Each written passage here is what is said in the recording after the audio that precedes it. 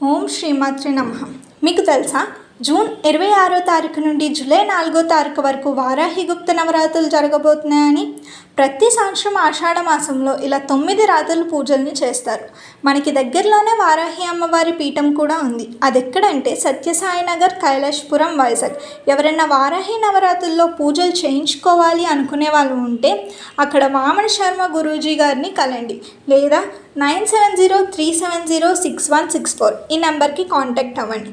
సరే, ఇవన్నీ పక్కన పెడితే వారాహిదేవి ఎవరు, ఆవిడ్ని పూజించడం వల్ల ఏమొస్తుంది, పూజ సమయంలో మనం ఏం చేయాలి, ఏం చేయకూడదు, ఇలాంటి విషయాలన్నీ కూడా ఈరోజు వీడియోలో మనం డిస్కస్ చేద్దాం.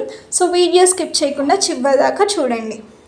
వారాహి అమ్మవారు సప్తమాతృకులలో ఒకరు. ఆమె భూదేవి మరియు లక్ష్మీదేవి యొక్క ఉగ్ర రూపం. వారాహిదేవిని దామ్దిని అనే పేరుతో కూడా పిలుస్తారు, అంటే శక్తి సైన్యానికి సేనాధిపతి అన్నమాట. ఈ గుప్త నవరాత్రుల్లో మనం ఏం చేయకూడదు అంటే నాన్ వెజ్ తినకూడదు, వెల్లుల్లిపాయలు తినకూడదు, ఉల్లిపాయలు తినకూడదు, దాంతోపాటు డ్రింకింగ్, స్మోకింగ్ చేయకూడదు, పెద్దవాళ్ళని మరియు ఆడవారిని గౌరవించాలి, మన ఒంటిని మరియు పరిసరాలని శుభ్రంగా ఉంచుకోవాలి. ఊరికే మనం బయటికి పార్టీస్కి ఇలాంటి వాటికి వెళ్ళకూడదు అనమాట. సో అబద్ధాలు చెప్పకూడదు, ఇలాంటివన్నీ మనం పాటించాలి. ఈ అమ్మవారికి బాగా ప్రీతికరమైనది ఏంటి అంటే పానకం, పాయసం, పొంగల్, బెల్లం పరవన్నం, పులిహోర, ఇలా ఏం చేసినా సరే అందులో మనం మిరియాలు వేసుకుంటే మంచిదన్నమాట. ఎందుకంటే ఘాటుగా ఉంటే అమ్మవారికి ఇష్టం. సో ఈ మంత్రం మాత్రం తప్పకుండా జపించండి. ఓం ఐం హ్రీం శ్రీం శ్రీమాత్రే నమః, లేదు అంటే ఓం ఐం హ్రీం శ్రీం వారాహిదేవియే నమః. దీంతోపాటు లలిత సహస్రనామం లేదంటే వారాహి అష్టకం కూడా మనం చదువుకోవచ్చు. వారాహిదేవిని రాత్రిపూట ఎందుకు పూజిస్తారో తెలుసా? ఎందుకంటే ఆమె రాత్రి దేవత కాబట్టి. ఈ సమయంలో మనం ఫుడ్ డొనేషన్ చేయడం కానీ, లేదు అంటే మౌనవ్రతం చేయడం కానీ చాలా మంచిదన్నమాట.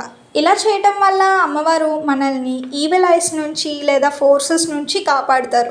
లైక్ ఎనిమీస్ నుంచి కానీ, బ్లాక్ మ్యాజిక్ నుంచి కానీ కాపాడుతారు అనమాట. లేదు అంటే మనలో ఇన్నర్ స్ట్రెంగ్త్ని పెంచుతారు, అంటే ఎలాంటి ఛాలెంజెస్ వచ్చినా మనం ఫేస్ చేసేలాగా మనల్ని ప్రిపేర్ చేస్తారు.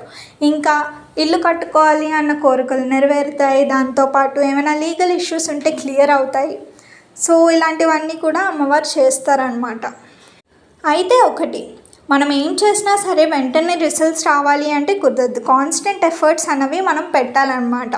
సో ఇక్కడ భక్తి శ్రద్ధలు అన్నవి చాలా ఇంపార్టెంట్. మనం ఏదైనా నమ్మి చేస్తేనే అది నెరవేరుతుంది. అంటే లైక్ ఇప్పుడు స్వార్థంతో మనం ఏమైనా కోరుకున్నాం అనుకోండి, ఆ కోరికలు అన్నవి నెరవేరవు. నిస్వార్థంతో ఏమైనా కోరుకుంటే ఆ కోరికలన్నీ కూడా తప్పకుండా నెరవేరుతాయని నేనైతే నమ్ముతాను.